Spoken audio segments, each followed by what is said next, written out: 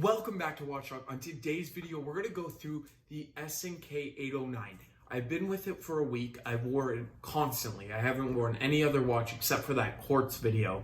I think that was my last video I posted, so go check that out. It was 6 reasons why quartz is better than automatic. And we'll get to actually a few things about this watch because it is an automatic movement and it's great value, but we'll get to that later in the review. I just want to say that this review is going to go into the construction of the case and the bracelet, the factory bracelet I got it on.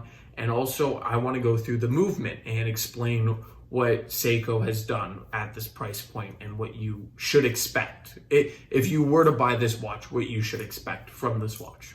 So without further ado, let's flip you around.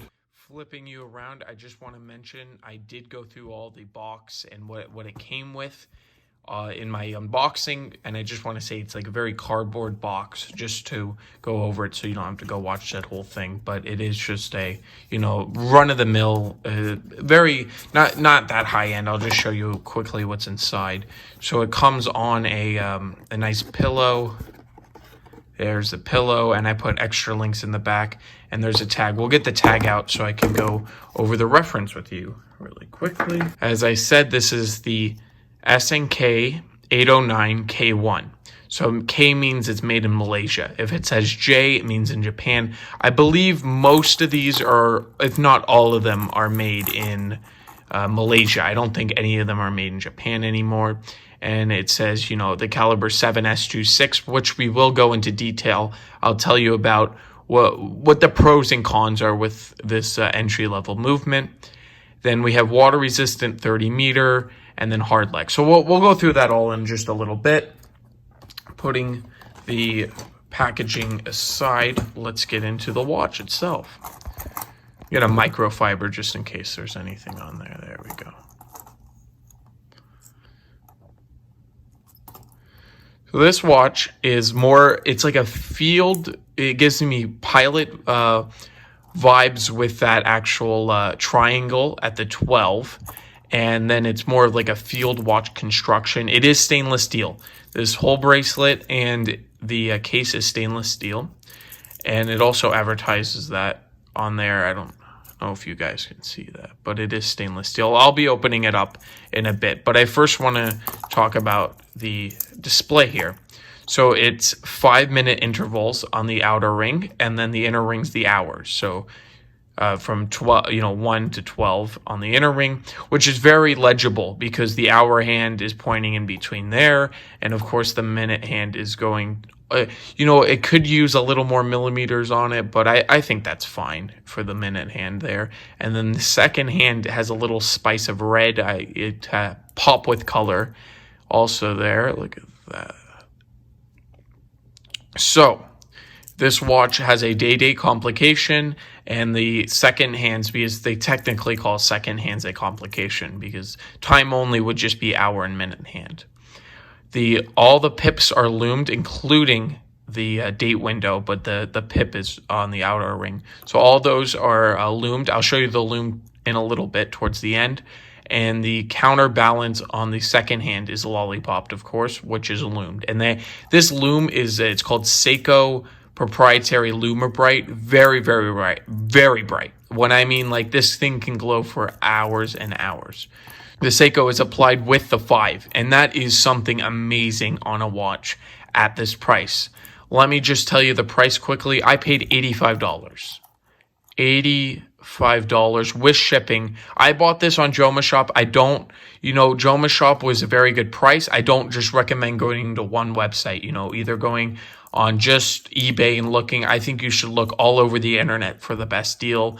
I'm not sponsored by anybody, and I think you should always go and look for the best deal. Don't just buy it because it's the first thing you see. Now, these have steadily been climbing up in price. I believe they were going for $50 a few years back, 2017, 2016.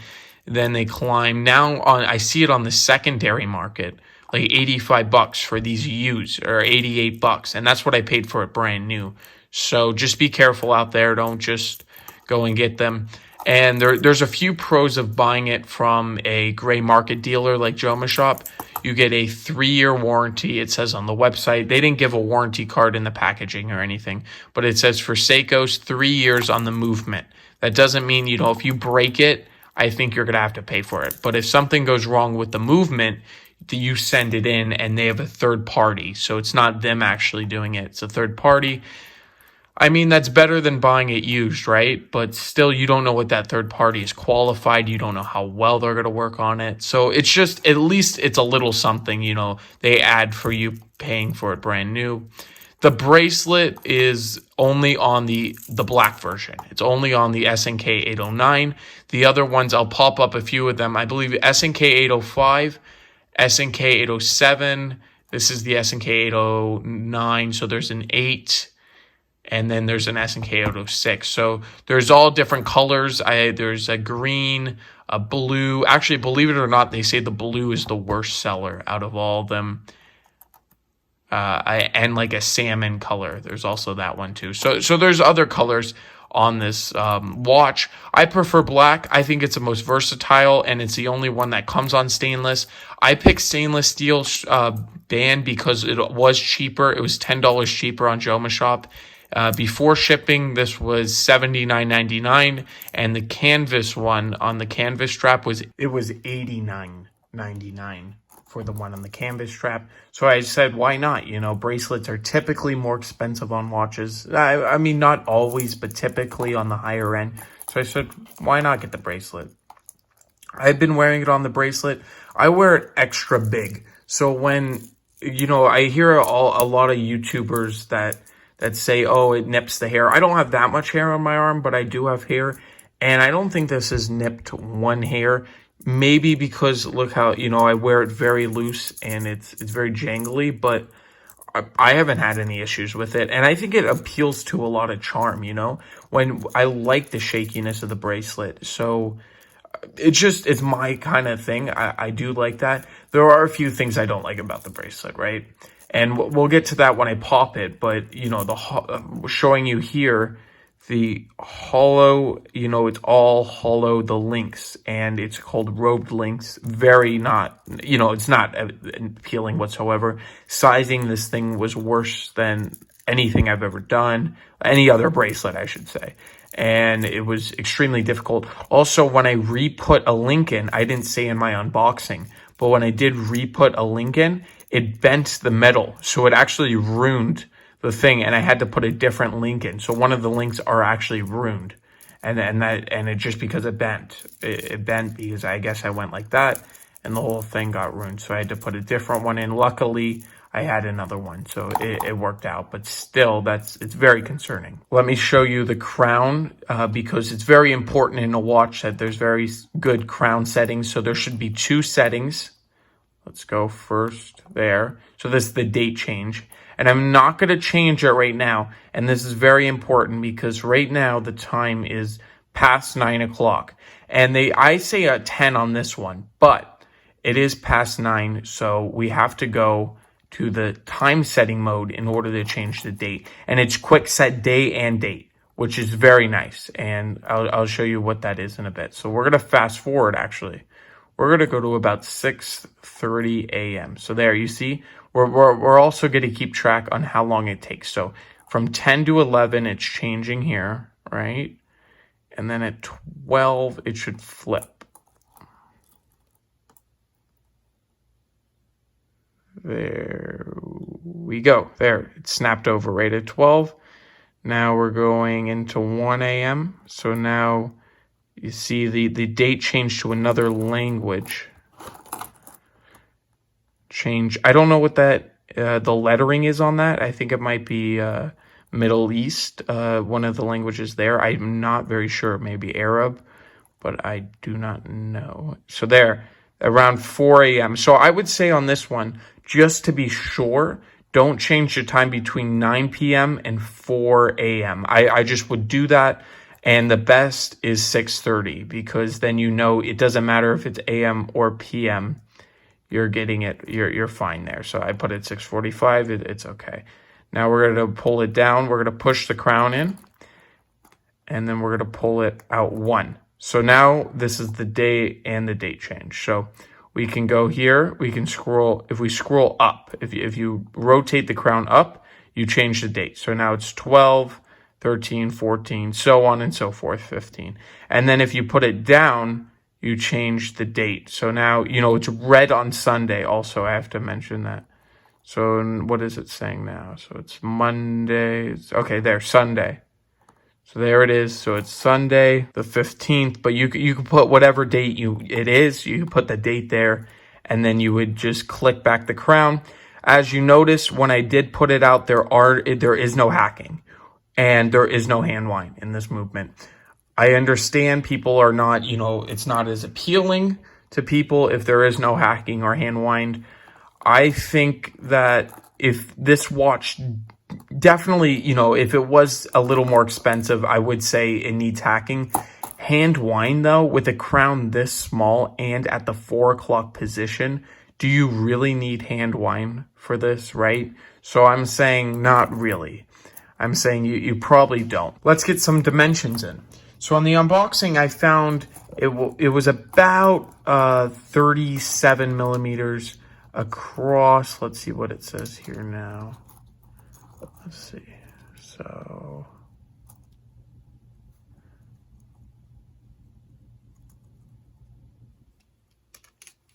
yeah.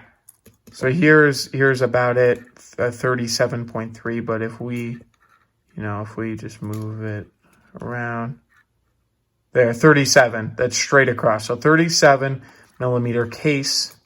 Let's get what type of bracelets or straps or whatever you want to put on it. It's 18, so 18 millimeter lug width. And then let's get the lug to lug, because this is the most important.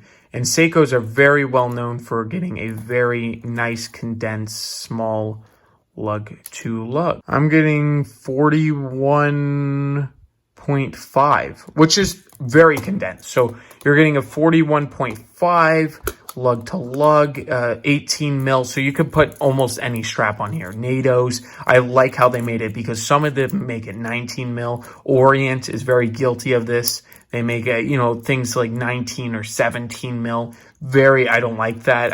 Seiko does too. Seiko is very well known. They're high end too. Grand Seiko make it like that. So it's very good. They actually gave regular good measurements on this.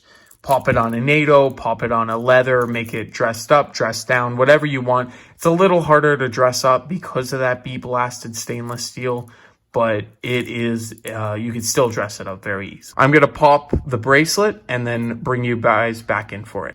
So flipping it around. Okay, this watch has this legendary 7S26 movement. It also says it displays, this is Hardlex, I have to also mention, on the glass, both front and back. It says water resistant, which is the least water resistant you can get in a watch, 30 meters. 30 meters, this crown doesn't, here's how you actually access it. There's a little divot so you can get in. And this doesn't have a rubber gasket. Let me show you. Let me actually pull it out.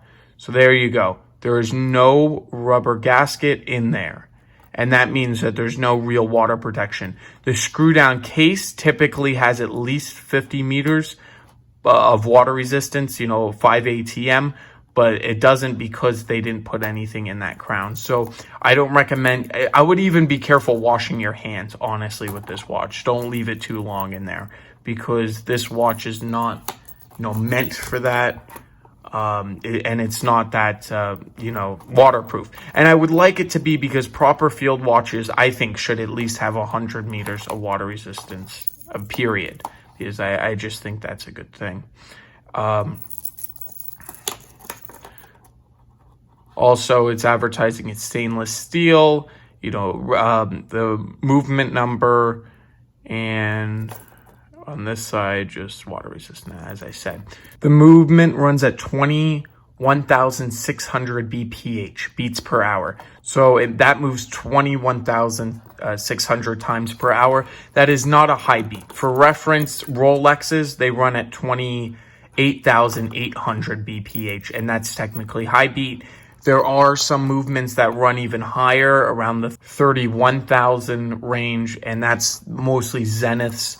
but 21,000 is fine. You get a 6 ticks per second right there, as you can see, and it's very good. So as we established, there is no hand wind with this movement, which means there is no resistance when I turn the crown. It's not winding the watch.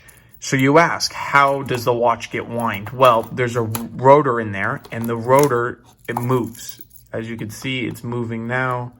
If I just turn it, goes all the way around. And this rotor powers the main barrel, and the main barrel has a, it releases energy in that 21,600 beats per hour, and that's how you get accurate time. This is not the most accurate movement in the world. It's a workhorse, and Seiko says -20 to +40 in their statement. I wore this on my wrist. I don't have a time grapher, but it's been pretty good to me, plus minus. I've been getting 5-10 seconds a day. Nothing huge, definitely in the standards I've been getting. Of course, we established this is a day date, and it has 21 joules. The amount of joules, it basically has less friction. You can't see many joules on just the display case back, but you can see the one right there, and there's 21 throughout the movement. This is mostly, you're seeing the automatic works. Under this, you're going to see most of the joules, and the calendar work is all the way on this side, as I showed you before. Now, this watch, I should say, actually the movement too, is 1996. That's when it first came out. That's a bit ago. That's not recent, as they would say. 1996, there was a lot less magnetic fields. There was a lot less issues. This movement is very magnetized. You can get it magnetized very easily, as I should say, and it's not that good. Once you get it magnetized, there's a lot of issues that arise, and it could, definitely affect the time in a way worse than just -20 +40 way. Also, this is the same movement that's in a $200 watch, the Seiko SKX, which they discontinued. So I think there's a high chance that they're going to discontinue this very, very soon. As I said, I don't even know if you can buy these at the boutique anymore. I think they're only, on the gray market, Joma Shop, eBay, those type of places. Walmart, I know, sells them too. So there are different places. Wiping off the fingerprints there. There's Seiko. And I looked at I actually got a good chance to look at an SKX, the movement. I don't think they decorated it with Seiko, unless I'm wrong, but I'm pretty sure they didn't do that on the actual thing. So there's not very much decoration, just Seiko there. Very bare bones. You're not getting Geneva striping at this price, so you're not getting all that beautiful stuff that goes in there. But you are getting a display case back with a day-date complication under $100. That is incredibly amazing. I think that is fantastic value out there. Now, after taking a look, let's actually look at the hollow end links. I have never seen end links like this. Look at the rattle on the, look at that. It is appealing to me, but I know most people probably want a solid bracelet. If you're using it at, you could use this. I would recommend, honestly, if you have a younger kid, or you want to get a gift for somebody who's just getting into wristwatches, younger, or not an enthusiast, just, wants a mechanical movement, I recommend this. This is a great, Christmas present, or if you a birthday present. This is just fantastic for that, because this gets you involved. You can see the router moving in there, the rotor, and that's just a fun way to get involved with watches. This is a great starter piece. If you already have a collection, of Seikos, I don't recommend going out and buying this right away. If you want to add to your collection, yeah, go ahead. But don't expect, like SARB level of finishing, or, cocktail time and all that sort of stuff in this watch. I don't think you're going to get that type of finishing, and don't expect that. You shouldn't expect that type of finishing at this price point at all. So now, putting it back on its bracelet, we're going to go and set the time. So if I look here, the time is 9:44. I think this was the original review I actually done on this channel. So it's 9:44. We're going to go and get to 9:44. So we're going, and we got to 9, and then here's 45. So there, that's what I wanted to show you. See, the second hand is actually going backwards. So, I mean, you would have to play with it a very long time. But look at that. So I completely stopped the second hand right there. I'll just show you for a couple seconds. Look at that. There we go. So now it's going. So you could get an accurate, very accurate time if you just mess around with it and play around with it. It might take you a while, but you could technically kind of hack the movement. I also want to say, as you notice, Sunday is red too. And let's get it back to the 6 o'clock position area. And as you can see, automatic and 21 joules is printed before that goes there. One thing about the bracelet, I've talked all negatives almost about this bracelet. I actually kind of like it. I'm not going to lie. But I've been wearing this bracelet for, let's see, the past week, right? Straight, this watch. I've been wearing it. Now,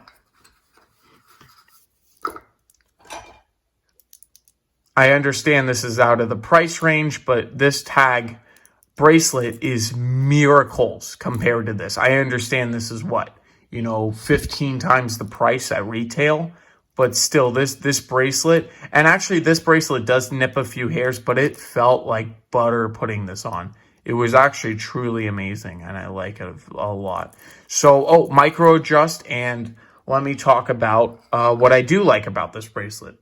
So I do like the security, clasp here. You have to click both of them, and then it releases. On this watch, the one that costs, 15 times more, there is, this thing here, but there's no button, Rolexes have a thing. You actually just have to put force into it and then it comes open. So I think the double security clasp they did actually better than the $1,500 watch over here. Saying that it is this part, it's already shaking, and this is just a press clasp, but I do like the Seiko 5. This is actually very nice. I do like this part of the bracelet, the double security clasp here, and it keeps it very stable on the wrist. Look at that. For your 85 bucks, typically you're not getting good lume. I'm just telling you the facts. But look at this. Let me just give it a little extra charge now that I brought you back in.